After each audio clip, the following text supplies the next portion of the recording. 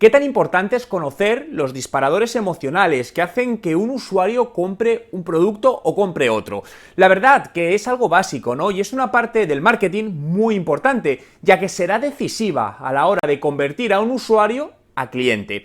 En el vídeo de hoy te voy a contar el análisis de un caso real de un comprador de un coche BMW y qué razones le llevaron a elegirlo. Aunque no te dediques a la venta de coches, no te pierdas el vídeo, porque la esencia es la misma para cualquier producto o servicio, y además te daré las pautas a seguir para analizar el tuyo.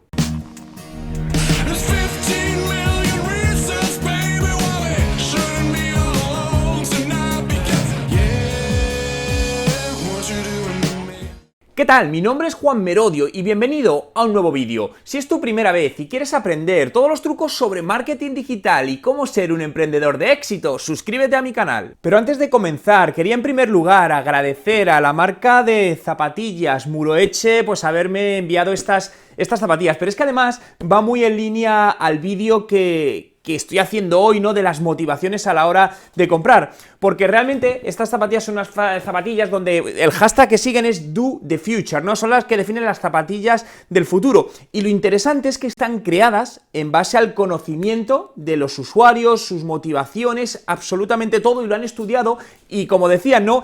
Prácticamente el más del 90% del diseño de esta bota en concreto está hecha por sus clientes. Entonces, desde aquí quería darles las gracias. Son unas zapatillas creadas, además, antes de que se me olvide, algo súper curioso, porque no están únicamente creadas por diseñadores de botas o diseñadores de zapatillas, sino por ingenieros, por biomecánicos, para hacer un material o utilizar un material, un diseño que hasta ahora pues no se ha visto en ninguna zapatilla. Lo dicho, muchas gracias por ella y seguro que les saco mucho partido.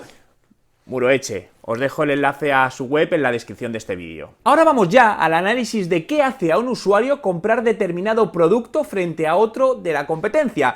Lo que te quiero compartir hoy es un reciente análisis real, ¿no? que he hecho para un trabajo de un curso que he realizado hace poco en Harvard Business School, en el que tenía que analizar las motivaciones que llevaron a un compañero a comprar determinado producto. Y en este caso, su compra más reciente fue un coche de la marca BMW que adquirió recientemente en Inglaterra. Este ejercicio es extrapolable a cualquier marca y sector, ya que la mayor parte de las decisiones de compra son emocionales, por lo que si no entendemos las emociones que creamos o debemos crear en nuestros clientes, estaremos limitando las ventas. Y aquí es donde estoy seguro que este ejercicio te va a ser de gran ayuda a tu negocio. Voy a compartirte primero las preguntas que le hice a mi compañero y las conclusiones que saqué en base a ello, y que como antiguo cliente de la marca comparto en su mayoría. Las preguntas fueron: ¿qué te atrajo en concreto del coche? ¿Qué hace que ese coche te dé más razones de compra que uno de otra marca como puede ser Ford? ¿Fue el precio uno de los principales factores en la decisión de compra? ¿Cuál fue el factor número uno en la decisión de compra? ¿Eras cliente de la marca BMW? ¿Te gusta conducir? ¿El motivo de la compra de coche es trabajo o es para tu vida personal? ¿Analizaste el coche, otros coches y otras marcas en internet antes de hacer la compra? ¿Qué te llevó a ir a ese concesionario en concreto de la marca frente a otros? ¿El vendedor del concesionario tuvo impacto en tu decisión de compra? ¿Recomendarías este coche a un amigo cercano o familiar? A raíz de estas preguntas, las conclusiones que tenía que buscar eran, en términos generales, qué misión o trabajo tenía que cumplir ese coche para ser comprado por este usuario y qué es lo que él esperaba conseguir con ese coche. Y aquí te dejo las conclusiones. El producto comprado fue concretamente el nuevo BMW 520d SE. La misión que el cliente quería cumplir es tener un producto de buena calidad a la vez que conseguía un reconocimiento social por conducir esa marca. Y realmente este último punto es el que más peso tenía, como veremos a continuación. La marca hizo un excepcional trabajo, puesto que cumplieron a la perfección lo que el cliente buscaba, que era un coche de alta calidad, un buen servicio al cliente y un ratio de consumo-potencia del coche aceptable. Pero también supieron llegar literalmente a su corazón y despertar esas emociones, ¿no? Que le hacían sentir que comprar un BMW en términos de calidad y diseño era mejor que otra marca, y además hacerle sentir a sí mismo como exitoso, es decir, el reconocimiento social que está tras la compra de este producto. Esto puede sonar superficial, pero seamos realistas, la superficialidad es un condicionante enorme a día de hoy en la venta de ciertos productos, y más aún con el auge de las redes sociales donde puedes exponerlo al mundo. Avancemos hablando del precio, donde obviamente era importante, pero no era lo más importante, ya que él buscaba una buena relación calidad-precio y asociación con la marca. Otras conclusiones interesantes fueron que su anterior coche era de otra marca, era concretamente Mercedes-Benz, y la razón principal del cambio de marca fue porque se sentía más identificado con BMW que con Mercedes. Un dato curioso, pero de esperar, era que dedicó muchísimo tiempo en Internet a investigar, a entender el producto antes de ir a la tienda, y cuando se decidió a ir, hubo una coherencia de marketing, ya que la persona de ventas que se encontró era encantadora y le atendió excepcionalmente. En términos de ventas, me dijo que usualmente solo hacía tratos con personas que le gustan, por lo que un fallo en el punto de venta habría arruinado literalmente toda la inversión hecha en el producto, en la marca y en Internet. Para resumir, es muy importante lo que una marca hace sentir a un potencial cliente previo a la compra, ya que puede ser decisivo a la hora de convertir. Internet es el primer canal de venta y de conexión con el ciclo de vida del cliente, y ello le hace decidir a qué tienda va, y luego, una vez ya en ella, la persona que le atiende y que será la que le cree una buena o mala experiencia de usuario,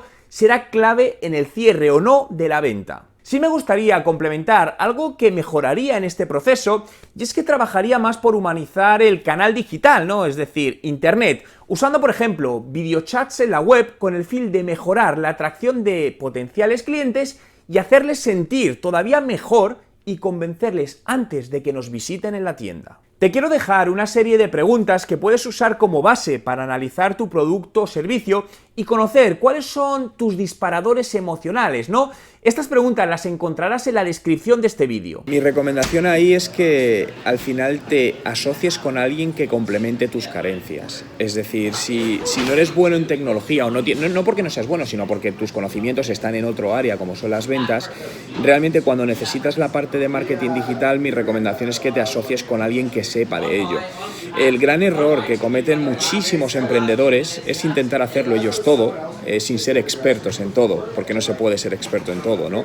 Entonces, al final, cuando quieres montar algo, yo siempre recomiendo no montarlo solo, es decir, buscarte un socio que complemente aquello en lo que tú eres más débil. Es decir, si tú eres bueno en ventas y necesitas a alguien bueno en marketing digital o en negocio digital, busca a alguien que te permita o te ayude a arrancar ese negocio que tengas en mente.